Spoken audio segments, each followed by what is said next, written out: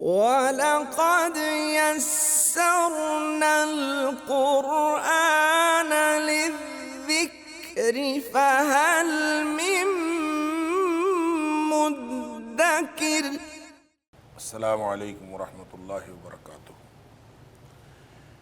الحمد للہ وکفا وسلام علی عبادہ الذین اصطفیٰ۔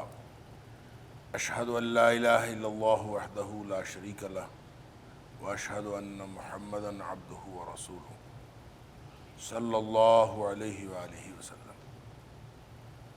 اللہم صلی علی محمد وعلی آل محمد کما صلیت علی ابراہیم وعلی آل ابراہیم انک حمید مجید۔ اللہم بارک علی محمد وعلی آل محمد کما بارکت علی ابراہیم وعلی آل ابراہیم انک حمید مجید۔ اما بعد فاعوذ باللہ السمیع العلیم من الشیطان الرجیم من حمزہ ونفخہ ونفثہ۔ بسم اللہ الرحمن الرحیم۔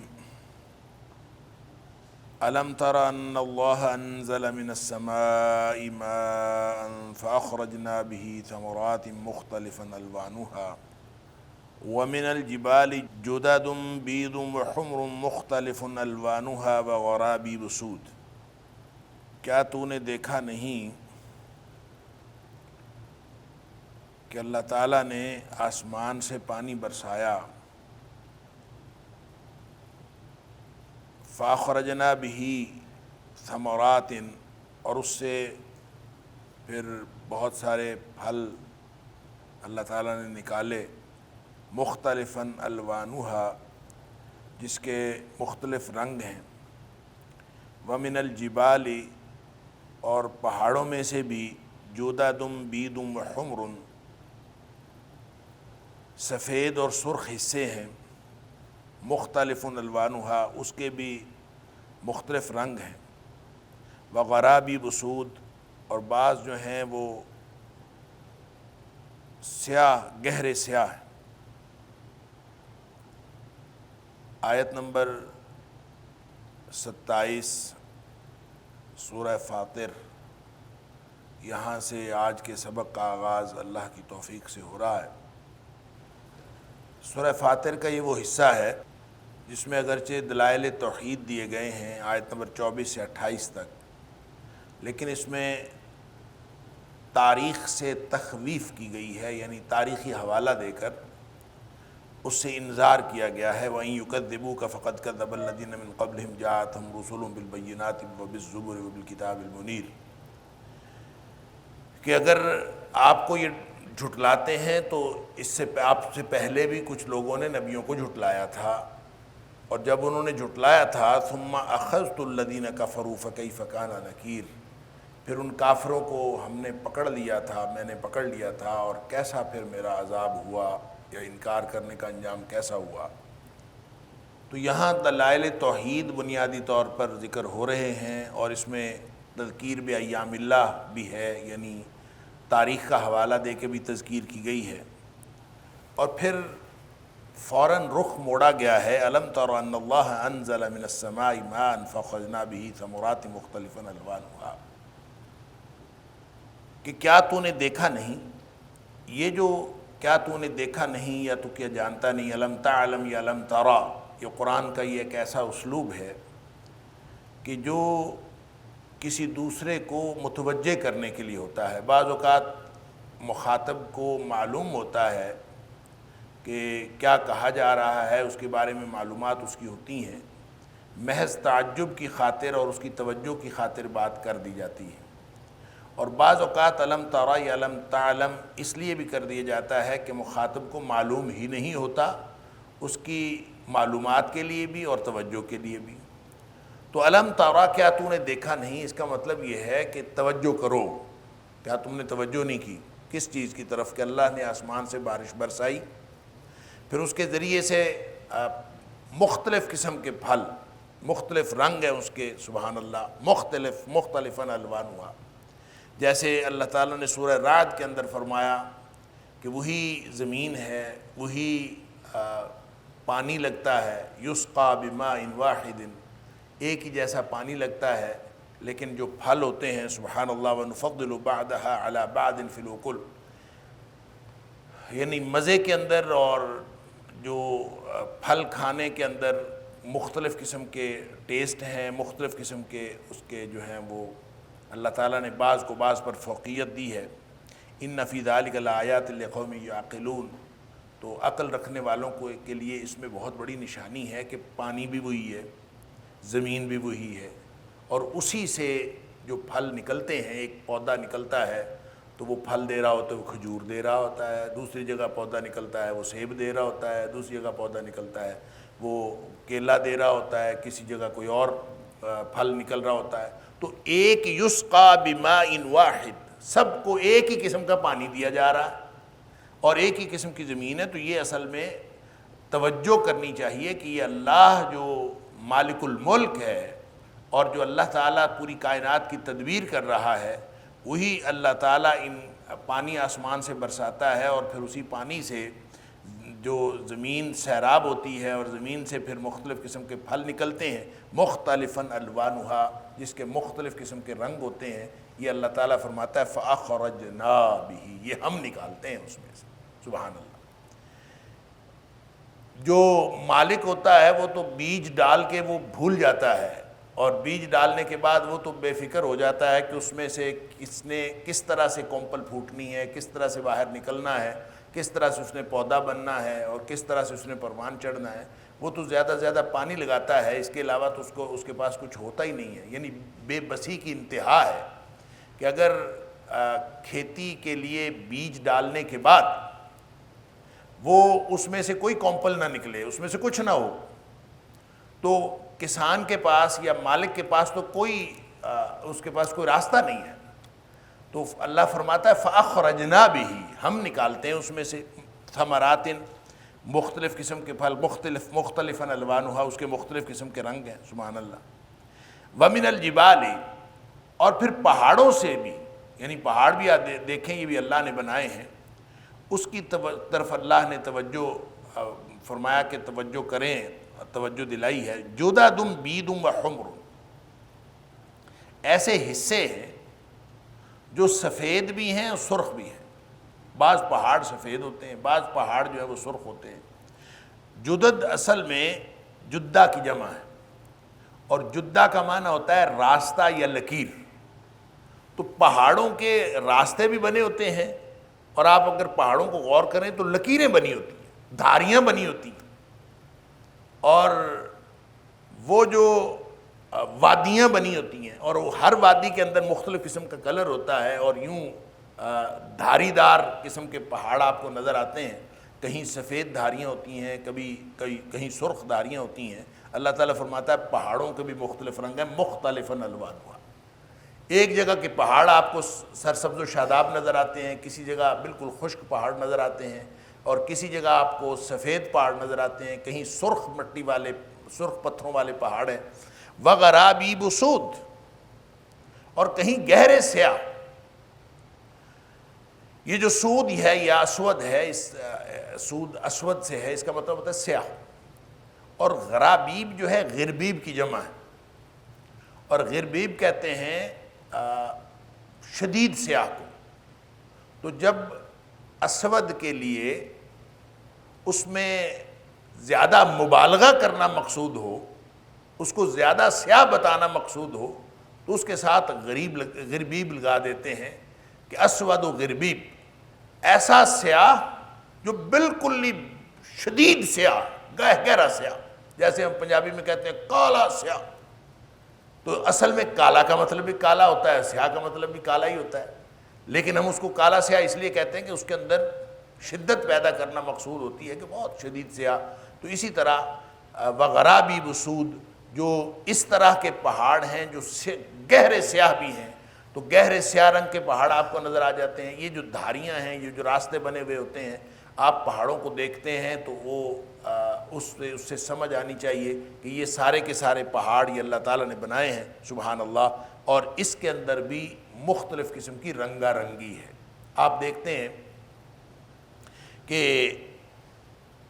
پیچھے جہاں سے ہم نے آغاز کیا تھا آیت نمبر 17 سے آگے، جہاں اللہ تعالیٰ نے فرمایا کہ لا تزر وازرۃ وزر اخری، کوئی بوجھ اٹھانے والی جان کسی دوسرے کا بوجھ قیامت والے دن نہیں اٹھائے گی۔ اس کے بعد پھر اللہ تعالیٰ نے کمپیریزن کیا، اور کمپیریزن کیا ہے کہ بینا اور نابینا برابر نہیں ہو سکتے۔ پھر وہاں یہ بھی کہا کہ اندھیرا اور روشنی برابر نہیں ہو سکتے، ان میں بہت تضاد کا اختلاف ہے۔ اور وَلَلظِّلُّ وَالْحُرُورُ، اور اسی طرح سے سایہ اور لو جو ہے یہ دونوں برابر نہیں ہو سکتے۔ تو اسی طرح مردہ اور زندہ جو ہے وہ برابر نہیں ہو سکتے، یہ کمپیریزن ہے۔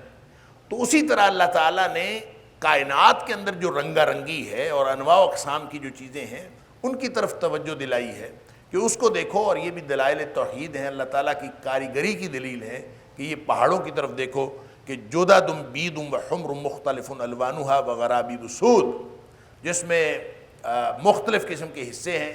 جدد کا میں نے عرض کیا کہ لفظی معنی تو راستہ یا لکیر ہی ہے، لیکن پہاڑوں کی جو اپنی لکیریں ہوتی ہیں، اپنے راستے ہوتے ہیں، اور وہ بالکل یوں لکیر کی طرح سے اس کے راستے بنے ہوتے ہیں، اور ان کو آپ حصے کہہ سکتے ہیں، قطعے کہہ سکتے ہیں کہ مختلف قسم کے قطعے ہیں، مختلف قسم کے حصے ہیں، اور کوئی سفید ہیں، کوئی سرخ ہیں، اور کوئی گہرے سیاہ ہیں، مختلف الوانھا، مختلف قسم کے ہیں۔ وَمِنَ النَّاسِ وَالدَّوَابِّ وَالْأَنْعَامِ، جس طرح باقی مخلوق کے اندر آپ کو رنگا رنگی نظر آتی ہے، اسی طرح جو چلتے پھرتے جو جاندار ہیں ان کے اندر بھی آپ کو اسی طرح سے تنوع اور رنگا رنگی نظر آئے گی۔ وَمِنَ النَّاسِ، اور لوگوں میں سے، وَالدَّوَابِّ، اور جانوروں میں سے، وَالْأَنْعَامِ، اور چوپایوں میں سے، مختلف الوانہ کذالک، ان کے بھی اسی طرح مختلف رنگ ہیں۔ آپ کو کوئی جانور سفید ملیں گے، کوئی آپ کو گہرے سیاہ ملیں گے، کوئی آپ کو سرخ ملیں گے۔ انسانوں کے بھی مختلف رنگ ہیں، کئی سفید رنگ کے انسان ہیں، کئی سرخ رنگ کے انسان ہیں، کئی گہرے سیاہ رنگ کے انسان ہیں۔ اسی طرح جیسے اللہ تعالیٰ نے باقی مخلوق پیدا کی ہے، اسی طرح انسان، جانور اور چوپائے جو ہیں ان کے بھی اللہ نے مختلف قسم کے رنگ بنائے ہیں۔ سبحان اللہ۔ انما یخشی اللہ من عبادہ العلماء، سبحان اللہ۔ اللہ سے صرف وہ ڈرتے ہیں ان کے بندوں میں سے العلماء، جو جانتے ہیں، جو جانتے ہیں وہ ڈرتے ہیں۔ ان اللہ عزیز غفور، بے شک اللہ تعالیٰ بہت غلبے والا اور بہت بخشنے والا۔ یہاں جو مختلف کائنات کی جو تنوع ہے اور کائنات کی جو رنگا رنگی ہے، اس کی طرف توجہ دلانے کے بعد ایک دم گفتگو کا رخ پھیرا، انما یخشی اللہ من عبادہ العلماء، کہ اللہ کے بندوں میں سے صرف وہ ڈرتے ہیں جن کے پاس علم ہوتا ہے، جو جانتے ہیں وہ ڈرتے ہیں۔ اب یہ یہاں پہ دونوں باتیں، ایک تو جو یخشا ہے، ڈرنا، اس سے مراد کیا ہے؟ یعنی آپ کائنات کی چیزوں کو دیکھ کر پھر ڈرنا شروع کر دیتے ہیں، کائنات سے خوف زدہ ہو جاتے ہیں، کائنات سے خوف آنا شروع ہو جاتا ہے۔ انما یخشی اللہ، اللہ سے ڈرتے ہیں۔ اور اللہ سے ڈرتے ہیں کا کیا مطلب ہے؟ یہ جو خشیت ہوتی ہے، میں نے پہلے بھی کئی دفعہ عرض کیا، خشیت اور خوف یہ دو مختلف چیزیں ہیں۔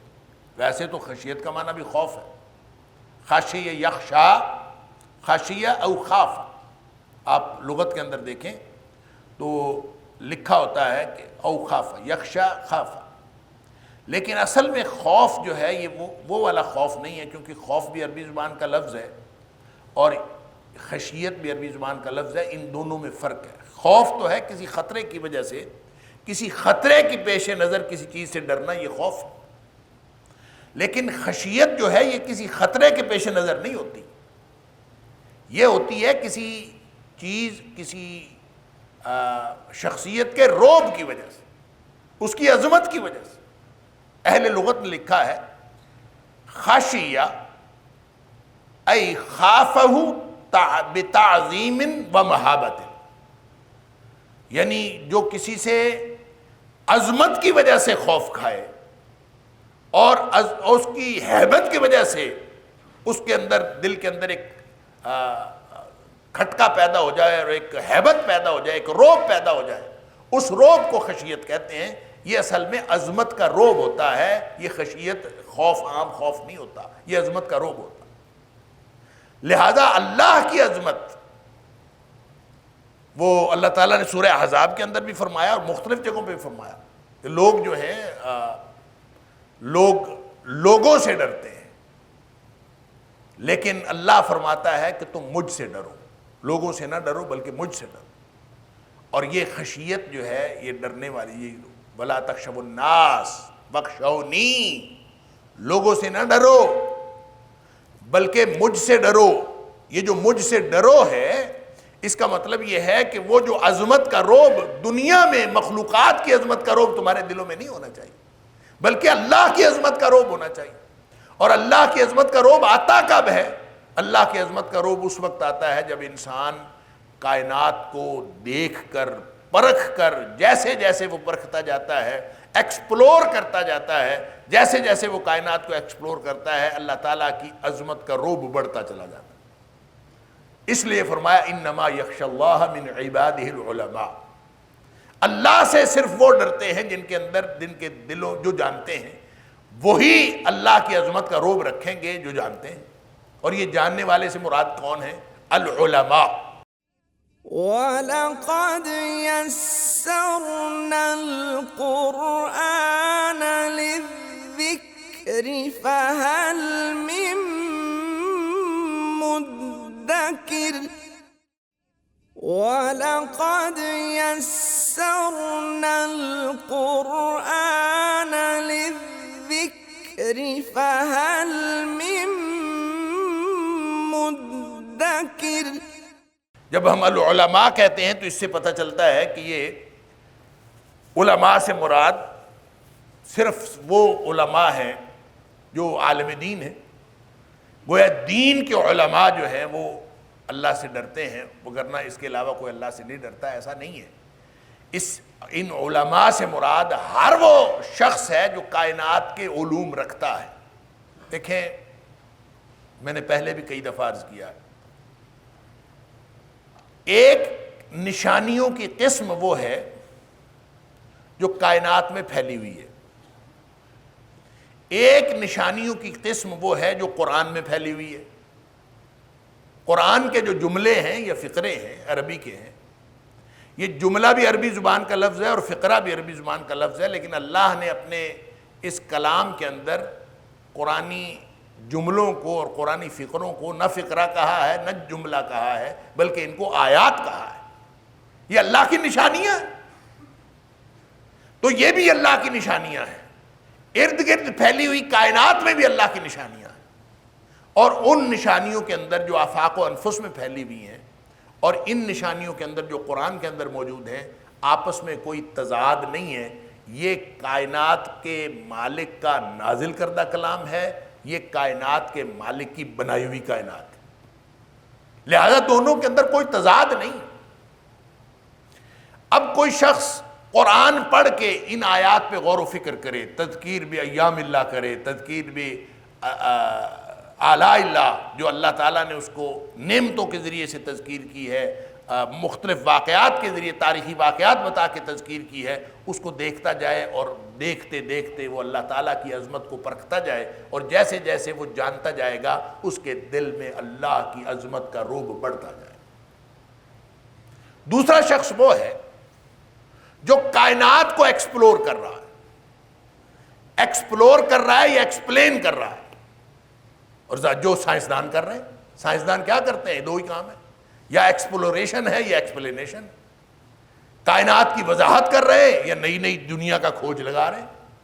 تو نئی دنیا کا کھوج لگا رہے ہوں یا موجود چیزوں کی وضاحت کر رہے ہوں، جو سائنسدان ہیں وہ بھی جو جانتے ہیں کائنات کے اسرار و رموز کے بارے میں، جیسے جیسے جانتے ہیں جانتے چلے جاتے ہیں، ان کے دل میں بھی اللہ کی عظمت کا روب بڑھتا چلا جانا چاہیے.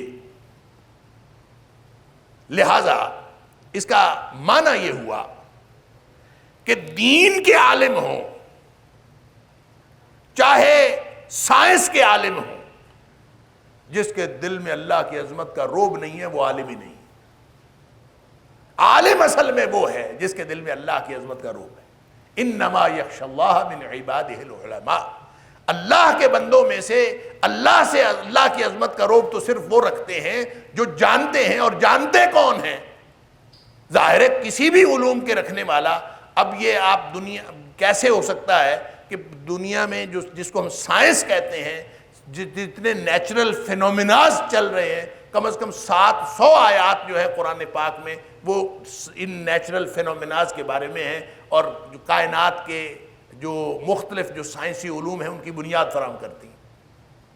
لہٰذا اس سے دونوں طرح کے لوگ مراد ہیں، لیکن شرط یہ ہے کہ ان کے دل میں اللہ کی عظمت کا روب آ جائے۔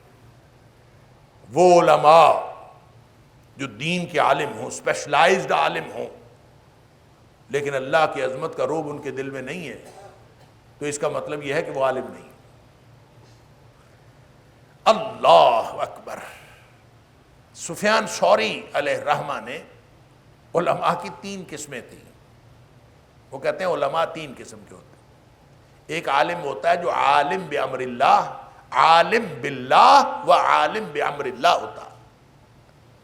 وہ اللہ کے بارے میں بھی جانتا ہے اور اللہ کے امور، اللہ کے احکام کے بارے میں بھی جانتا ہے، اور یہ جو دنیا اللہ نے بنائی ہے اس کے سارے احکام کے بارے میں اور اس کائنات کے چلے ہوئے فینومینا کے بارے میں بھی جانتا ہے۔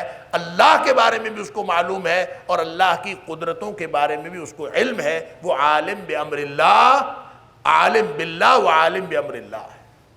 وہ ہر طرح کے، وہ حدود و قیود کو بھی جانتا ہے، وہ اللہ تعالیٰ کے احکام کو بھی جانتا ہے، وہ اللہ تعالیٰ کے اس کائنات میں چلائے ہوئے نظام کو بھی جانتا ہے، وہ ہر چیز کو جانتا ہے، اور اللہ کی ذات کو بھی، اللہ کی صفات کی بھی معرفت اس کو حاصل ہے۔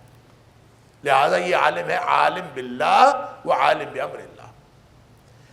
ایک قسم ان علماء کی ہوتی ہے جو عالم باللہ ہوتے ہیں، وہ عالم باللہ ہے لیکن عالم بامر اللہ نہیں ہوتے۔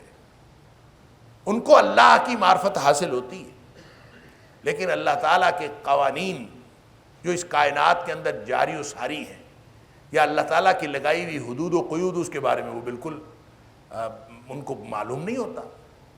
تو وہ عالم باللہ تو ہوتے ہیں لیکن عالم بامر اللہ نہیں ہوتے۔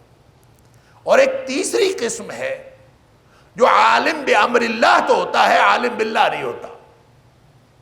اس کو ساری کائنات کا علم ہوتا ہے، اس کو کائنات میں جاری قوانین کا علم ہوتا ہے، لیکن وہ کنیکٹ نہیں کر سکتا اس کو اللہ کی ذات کے ساتھ، اور اللہ کی ذات کے بارے میں اس کو کچھ آئیڈیا نہیں ہوتا، اور وہ سمجھ نہیں پاتا اللہ کی ذات میں کے بارے میں، وہ معرفت حاصل نہیں کر سکتا۔ لہٰذا ان تینوں میں سے اصل جو اللہ سے جن کا تعلق بنتا ہے اور جن کے دل میں اللہ تعالیٰ کی معرفت حاصل ہوتی ہے اور جن کے دل میں اللہ کی عظمت کا رعب ہوتا ہے، انما یخشی اللہ من عبادہ العلماء، وہ علماء ہے عالم باللہ و عالم بامر اللہ، جو اللہ کے بارے میں بھی جانتے ہیں اور اللہ تعالیٰ کے امور کے بارے میں بھی جانتے ہیں، جو کائنات کے اندر قوانین جاری و ساری ہیں ان کے بارے میں بھی جانتے ہیں۔ لہٰذا ایسے علماء اصل میں جو شریعت کو مقصود ہے وہ ایسے علماء، عالم باللہ و عالم بامر اللہ۔ اللہ مفسر قرآن حبر الامہ حضرت عبداللہ بن عباس رضی اللہ تعالیٰ عنہ، سبحان اللہ، امام طبری نے اور دیگر مفسرین نے اپنے اسناد کے تحت حضرت ابن عباس رضی اللہ تعالیٰ عنہ کا قول نقل کیا ہے کہ علماء سے مراد کون ہے۔ یہاں علماء سے مراد کون ہے؟ انما یخشی اللہ من عبادہ العلماء سے مراد کون ہے؟ وہ فرماتے ہیں کہ علماء سے مراد وہ ہیں جو جانتے ہیں کہ ان اللہ علی کل شیء قدیر، جو یہ جانتے ہیں نا کہ اللہ ہر چیز پر ہر طرح کی قدرت رکھنے والی ذات ہے، جو یہ جانتے ہیں وہ علماء۔ اس کا مطلب ہے وہ سائنسی علوم کے ذریعے سے کائنات کو ایکسپلور کر رہے ہوں تو، یا وہ قرآنی علوم میں سے اللہ کی نشانیوں پر غور و فکر کر رہے ہو تو، اگر ان کے دل میں اللہ کی عظمت کا رعب ہے تو وہ علماء ہے۔ وہ ان کی سمجھ میں یہ بات آ گئی، کائنات کو دیکھنے کے بعد، ان نشانیوں کو دیکھنے کے بعد سمجھ میں آ گئی، یا ان نشانیوں کو دیکھنے کے بعد سمجھ میں آ گئی کہ ان اللہ علی کل شیء قدیر، اللہ ہر چیز پر ہر طرح کی قدرت رکھنے والی ذات ہے، اگر وہ سمجھ آ گئی تو وہ علماء ہیں، وہ سائنسدانوں میں سے بھی ہو سکتے ہیں۔ جدید مغرب نے تو صرف اتنا کام کیا ہے نا کہ اس نے علوم میں سے اللہ کے تصور کو غائب کیا ہے۔ اگر اللہ کا تصور شامل ہو جائے تو یہی کیمسٹری، یہی فزکس، یہی میتھمیٹکس، یہی جو بنیادی سائنسی علوم ہیں، یہ سارے کے سارے اللہ تعالیٰ کی وحدانیت کی دلیل ہے۔ انہی میں سے وہ علماء پیدا ہوتے ہیں کہ انما یخشی اللہ من عبادہ العلماء، سبحان اللہ، اللہ کے بندوں میں سے اللہ کی عظمت کا رعب صرف وہی رکھتے ہیں جو جانتے ہیں، اور جاننے والے ظاہر ہے بظاہر علماء کہلائے جانے والے، ان میں سے جاننے والے بہت کم ہوتے ہیں۔ بظاہر جتنے مرضی بڑے بڑے سائنسدان پھرتے ہوں، ان میں سے جاننے والے کم ہوتے ہیں۔ کتنے سائنسدان ہیں تاریخ کے اندر جنہوں نے سائنسی علوم کے تحت اپنی تحقیقات جاری رکھیں اور بالآخر اللہ کو پا لیا، بالآخر وہ پہنچ گئے اللہ تعالیٰ کی ذات، عالم باللہ بھی بن گئے، عالم بامر اللہ تھے، عالم باللہ بھی بن گئے۔ لہٰذا اس کے اندر کوئی تضاد نہیں ہے کہ آپ سائنسی علوم کے اندر ایکسپلور یا ایکسپلین کر رہے ہوں، یا پھر آپ قرآن کی آیات کی ایکسپلینیشن کر رہے ہوں اور نبی پاک صلی اللہ علیہ وسلم کی ہوئی وضاحتوں کو پڑھ کر قرآن کو سمجھنے کی کوشش کر رہے ہوں، دونوں صورتوں میں اللہ کی عظمت کا رعب دل میں آ سکتا ہے۔ لہٰذا ان علماء سے مراد دونوں قسم کے علماء ہیں۔ انما یخشی اللہ من عبادہ العلماء، سبحان اللہ۔ ان اللہ عزیز غفور، اللہ تعالیٰ غلبے والا اور بخشنے والا ہے۔ یعنی یہ کہہ دینا کہ ان اللہ عزیز غفور، اللہ تعالیٰ غلبے والا ہے اور بخشنے والا ہے، اس کا مطلب پتہ کیا ہے؟ اس کا مطلب یہ ہے کہ اگر کوئی شخص نہیں ڈرتا اللہ سے تو اللہ کو حاجت نہیں ہے اس بات کی کہ وہ اللہ سے ڈرے۔ اللہ غالب ہے ہر چیز پر، اور جس کا غلبہ ہر چیز کے اوپر ہے اس کو کوئی حاجت نہیں ہے کہ لوگ اس سے ڈریں۔ لوگوں کی حاجت ہے، انسانوں کی احتیاج ہے کہ وہ اللہ سے ڈریں تاکہ ان کا اللہ کے ساتھ تعلق مضبوط ہو، وگرنہ اللہ کی ذات وہ تو غالب ہے، اور جو غالب ذات ہوتی ہے اس کو کوئی احتیاج نہیں ہوتی کہ لوگ جو ہیں وہ لازماً اللہ سے ڈریں، نہ بھی ڈریں تو اللہ تعالیٰ کو تو کوئی فرق نہیں پڑتا۔ اللہ تعالیٰ کی بادشاہت میں وہ غالب ہے، وہ بادشاہ ہے، اور اس کی ذات میں کوئی، اس کی بادشاہت کے اندر کوئی فرق نہیں پڑتا۔ جیسے حدیث قدسی ہے، نبی کریم صلی اللہ علیہ وسلم نے فرمایا، اللہ فرماتا، اللہ اکبر، کہ اگر اول انسان سے لے کر آخر انسان تک، اور اول جن سے لے کر آخر جن تک، یہ دو ہی مخلوقات ہیں جو مکلف ہیں، ان دونوں کے بارے میں فرمایا، لو کان اولکم و آخرکم و جنکم و انسکم، تمہارے جن بھی، تمہارے انسان بھی، تمہارے اول انسان سے لے کر آخر انسان تک، اول جن سے لے کر آخر جن تک، سارے کے سارے کانوا علی اتقى قلب رجل واحد منکم، اگر یہ سارے کے سارے اتنے پرہیزگار ہو جائیں، اتنے تقوی والے ہو جائیں کہ جتنا تم میں سے کوئی انسان سب سے زیادہ تقوی والا ہو سکتا ہے، اتنے تقوی والے یہ ہو جائیں، اتقى قلب رجل واحد منکم، سب سے زیادہ تقوی والے ہو، ما زاد فی ملکی شیئا، میری بادشاہت کے اندر یہ بات ذرہ بھر بھی اضافہ نہیں کرتی۔ کیا فرق پڑے گا اللہ کی ذات کو؟ سارے متقی بن جائیں تو اللہ کو کیا فرق پڑتا؟ اللہ کی ذات تو بے نیاز ہے۔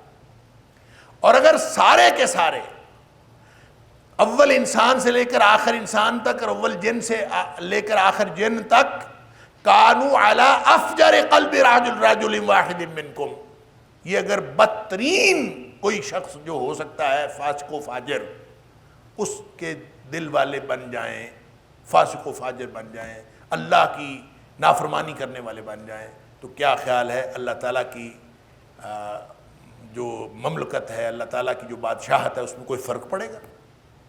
ما نقص ذلک من ملکی شیئا، میری بادشاہت سے یہ ذرہ بھر بھی کسی چیز کی کمی نہیں کرتے. اللہ اکبر. لہذا اللہ تو بے نیاز ہے، اللہ تعالیٰ کو کوئی پرواہ نہیں. کیوں؟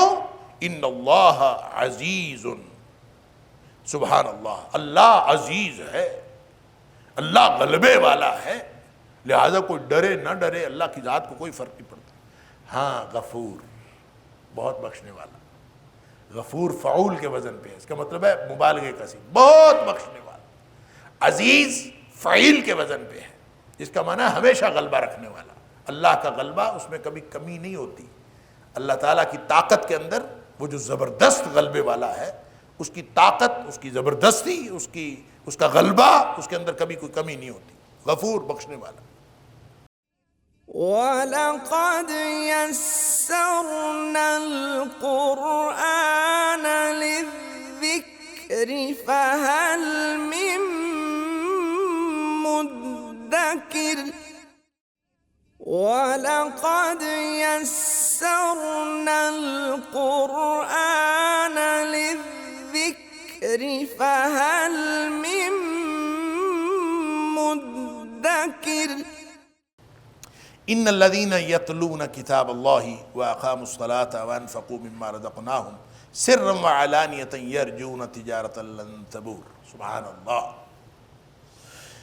بے شک وہ لوگ جو کتاب کی تلاوت کرتے ہیں، یتلون کتاب اللہ، جو اللہ کی کتاب کی تلاوت کرتے ہیں، واقاموا الصلاة، اور نماز قائم کی انہوں نے، وانفقوا، اور خرچ کیا، مما، اس چیز سے، رزقناہم، جو ہم نے ان کو رزق دیا، اس میں سے خرچ کیا، سرا و علانیتاً، پوشیدہ اور علانیہ، یعنی ظاہری طور پر بھی اور پوشیدہ طور پر بھی خرچ کیا. یرجون تجارتاً، یہ امید رکھتے ہیں، امید کرتے ہیں، تجارتاً، ایک ایسی تجارت کی، لن تبور، جو کبھی ختم ہونے والی نہیں، تباہ ہونے والی نہیں، جس کے اندر خسارہ کوئی نہیں. لن تبور، ایسی تجارت جو تباہ ہونے والی نہیں. اللہ. اب یہ پورا جو جس کے دل کے اندر اللہ کی عظمت کا رعب آتا ہے نا، اس کا پورا طرز زندگی تبدیل ہو جاتا ہے. اور وہ جو طرز زندگی تبدیل ہوتا ہے، وہ اپنی پوری زندگی لگا دیتا ہے عملاً. کس بات پہ لگاتا ہے؟ یتلون کتاب اللہ، وہ اللہ کی کتاب کی تلاوت میں لگ جاتا ہے. واقاموا الصلاۃ وانفقوا، 3 کام. گویا یہ 3 کام کوئی شخص کرے تو وہ اللہ والا بن سکتا ہے. اور یہ 3 کام ان لوگوں کے لیے بتا دیے کہ جن لوگوں نے یہ 3 کام کیے. دیکھیں، دنیا میں انسان اپنی زندگی لگاتا ہے، اپنا ایفرٹ پٹ کرتا ہے، سٹرگل کرتا ہے. وہ اس لیے کرتا ہے کہ اس کو خسارہ نہ ہو، اس کو منافع ہو. لیکن جب بھی وہ جتنی بھی اپنی صلاحیت خرچ کر رہا ہوتا ہے اور محنت کر رہا ہوتا ہے، اس محنت کے نتیجے میں جتنا کچھ بھی اس کو ملنے کی توقع ہوتی ہے، خسارے کا خطرہ ہمیشہ رہتا ہے. یعنی یہ نہیں کبھی ہوا کہ انسان جو ہے وہ کوئی کاروبار کر رہا ہو اور اس نے کوئی اپنی زندگی میں سٹرگل شروع کی ہوئی ہو، تو منافع کی توقع پر ہر شخص کرتا ہے. منافع کی توقع نہ ہو تو کوئی شخص کوئی کام ہی نہ کرے. لیکن ایسا کبھی نہیں ہوا کہ خسارے کا خطرہ نہ ہو. ہر وقت اس کو کسی نہ کسی خوف، خطرہ رہتا ہے کہ کہیں کاروبار کے اندر خسارہ نہ ہو جائے. اللہ تعالیٰ فرماتا ہے یہ 3 کام جو کر لیں گے نا، ان کی انویسٹمنٹ ایسی ہے کہ جس کے اندر خسارے کا امکان ہی کوئی نہیں. تجارتاً لن تبور، انہوں نے ایک ایسی تجارت کر لی ہے. یرجون تجارتاً، یہ ان کی یہ جو امید رکھتے ہیں، انہوں نے جو اللہ سے امید رکھی ہے، اس تجارت کے اندر خسارہ ہے ہی کوئی. یعنی جو شخص اپنے آپ کو اللہ کے ساتھ منسلک کر لیتا ہے اور کیا کرتا ہے، 3 کام ہے سادہ سے. ایک تو تلاوت قرآن پاک ہے، اس کو قرآن پاک کو پڑھنا. اور تلاوت جو ہے اس کے اندر صرف پڑھنا نہیں ہے. تلاوت کا مطلب قرآن پاک پڑھنا اور اس کے پیچھے چلنا، اس کو فالو کرنا. وَأَقَامُوا الصَّلَاةَ، نماز قائم کرنا. وَأَنفَقُوا مِمَّا رَزَقْنَاهُمْ سِرًّا وَعَلَانِيَةً، جو کچھ اللہ نے دیا ہے اس کو لوگوں کے سامنے بھی اور پوشیدہ بھی اللہ کے راستے میں خرچ کرتے رہو۔ کچھ لوگوں نے کہا ہے کہ یہ جو سرن ہے یہ نفلی صدقہ ہے، جو علانیتاً ہے یہ زکوٰۃ ہے، جو فرض واجبات ہیں یہ وہ ہے۔ لیکن بہرحال سر و علانیہ وہ چاہے فرض زکوٰۃ ہو چاہے نفلی صدقات ہوں وہ اللہ کے راستے میں خرچ کرتے ہیں۔ یہ تین کام جو شخص کرتا ہے یرجون تجارتا لن تبور، وہ ایک ایسی تجارت ہے، اللہ، یہ نیک لوگوں کی تجارت یہ ہے کہ وہ ایسی تجارت کرتے ہیں کہ جس کے اندر کوئی ختم ہونے کا کوئی امکان نہیں ہے۔ اللہ اکبر۔ اب دیکھیں، سب سے پہلی تو یہ کہ دل کے اندر اللہ کی خشیت ہو۔ نبی کریم صلی اللہ علیہ وسلم نے فرمایا واللہ لانا اعلمکم باللہ واخشاکم لہ۔ نبی پاک صلی اللہ علیہ وسلم کا فرمان ہے کہ میں محمد کریم صلی اللہ علیہ وسلم تم سب سے زیادہ اللہ کے بارے میں جانتا ہوں اور تم سب سے زیادہ اللہ کی عظمت کا رعب دل میں رکھتا ہوں۔ وَأَخْشَاكُمْ لَهُ، تم سب سے زیادہ میں اللہ کی عظمت کا رعب اپنے دل میں رکھتا ہوں۔ یعنی عظمت کے رعب اور عظمت کی وجہ سے کسی کا خوف آنا، سبحان اللہ۔ اور بخاری شریف کی حدیث ہے ان اتقاکم اللہ ان اتقاکم اعلمکم باللہ، بے شک تم میں سے سب سے زیادہ اللہ سے ڈرنے والا یا پرہیزگار، وَأَعْلَمُكُمْ بِاللَّهِ، اور اللہ کے ساتھ أَعْلَمَكُمْ بِاللَّهِ، اور تم میں سے سب سے زیادہ اللہ کو جاننے والا انا، وہ میں ہوں، نبی کریم صلی اللہ علیہ وسلم نے فرمایا۔ تو گویا ہمارے پاس جو طریقہ ہے خشیت حاصل کرنے کا، خشیت الہی حاصل کرنے کا، وہ طریقہ بھی یہ ہے جو جیسے زندگی نبی پاک صلی اللہ علیہ وسلم نے گزاری ویسی زندگی گزاری۔ ہمارے پاس اس صبح بھی وہی ہے۔ کسی نے خشیت حاصل کرنے کا کوئی طریقہ کوئی شخص خود گھڑ لے، کوئی ریاضتوں مجاہدوں کا کوئی طریقہ بنا لے، وہ طریقہ خشیت الہی حاصل کرنے کے لیے کارگر نہیں ہو سکتا۔ وہ سادہ طریقہ ہے جو نبی اکرم صلی اللہ علیہ وسلم نے ہم سب کو بتایا ہے، اور اس طریقے کے بنیادی اجزاء یہ تین ہیں۔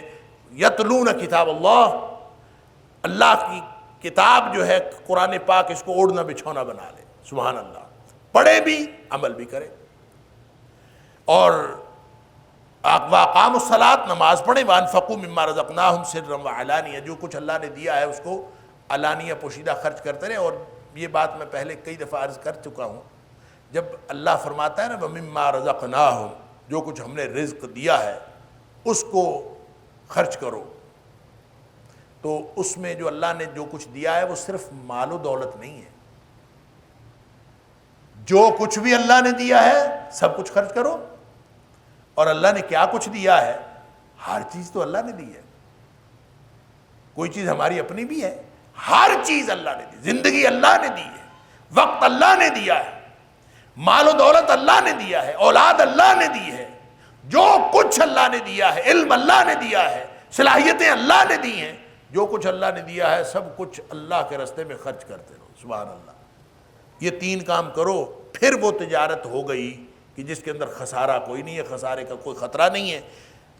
یرجون تجارت لن تبور، یہ ایسی تجارت ہے کہ جس کے اندر کوئی خسارے والی کوئی بات نہیں ہے، سبحان اللہ۔ لیوفیہم اجورہم ویزیدہم من فضلہ انہ غفور شکور، سبحان اللہ۔ دیکھیں، یہی وہ کام ہے جو اللہ تعالیٰ نے ابتدا سے لے کر آدم علیہ السلام سے لے کر نبی اکرم صلی اللہ علیہ وسلم تک، یہی ہر نبی نے اپنی امت کو یہی کام بتایا کہ وہ اللہ کے ساتھ جڑنا چاہتے ہیں، اور جو علماء بننا چاہتے ہیں اور وہ بننا چاہتے ہیں جن کے دل میں اللہ تعالیٰ کی خشیت کا، اللہ تعالیٰ کی عظمت کا رعب ہو، وہ بننا چاہتے ہیں تو یہی کام کریں۔ اور اسی کے لیے اللہ تعالیٰ نے فرمایا ہے کہ جو لوگ ان تین کاموں کو ضائع کرتے ہیں یا ان تین کاموں میں سے کسی چیز کو ضائع کرتے ہیں تو وہ دراصل اپنا پورا مستقبل اور پوری تجارت اور پوری انویسٹمنٹ ضائع کر لیتے ہیں۔ اور وہ جو ہم پڑھ آئے ہیں سورہ مریم کے اندر، فَخَلَفَ مِن بَعْدِهِمْ خَلْفٌ أَضَاعُوا الصَّلَاةَ واتبعوا الشہوات، کہ پھر اس کے بعد ایسے ناخلف پیدا ہوئے کہ جنہوں نے نمازیں ضائع کی اور اپنی خواہشوں کے پیچھے چلے. فَسَوْفَ يَلْقَوْنَ غَيًّا، اب ان قریب وہ لوگ جو ہیں وہ جہنم کے اندر جانے والے ہیں. اللہ، بالکل تجارت الٹ گئی، ہر چیز الٹ گئی. کیوں؟ انہوں نے نمازیں ضائع کی، انہوں نے خواہشات کی پیروی کی، انہوں نے اس ڈسپلن کو توڑا جو ڈسپلن اللہ اور اس کے رسولوں نے دیا تھا، اس ڈسپلن کو توڑا. لہٰذا ان کا یہی حالات ہوں گے. اور جس کے بارے میں قرآن نے یہ بھی کہا فَنَبَذُوهُ فَوَرَاءَ ظُهُورِهِمْ، جو ڈسپلن اللہ نے دیا تھا انہوں نے اپنے اس کو پس پشت ڈال دیا. وراء ظہور، فَنَبَذُوهُ وَرَاءَ ظُهُورِهِمْ، چھوڑ دیا اپنے پس پشت ڈال. لہٰذا جو چیز اگر اس ڈسپلن کو جو توڑتا ہے وہ کبھی اس تجارت والوں، جو وہ تجارت جس کے اندر کوئی خسارہ نہیں ہے، اس انویسٹمنٹ کرنے والوں میں وہ شامل نہیں ہو سکتا. اور جس نے شامل ہونا ہے اس کو یہ کام کرنے پڑے. لِيُوَفِّيَهُمْ أُجُورَهُمْ وَيَزِيدَهُمْ مِنْ فَضْلِهِ إِنَّهُ غَفُورٌ شَكُورٌ. یہ تجارت اللہ تعالیٰ نے اس لیے رکھی ہے کہ تاکہ وہ پورا پورا اجر دے. لِيُوَفِّيَهُمْ أُجُورَهُمْ، تاکہ اللہ ان کے اجر پورے پورے بدلے ان کو دے دے. وَيَزِيدَهُمْ مِنْ فَضْلِهِ، اور اپنے فضل سے ان کو زائد بھی دے دے. سبحان اللہ. اللہ تعالیٰ جب اجر دیتا ہے نا نیکی کا، تو وہ صرف اتنا نہیں دیتا جتنا کسی نے نیکی کی ہوتی ہے.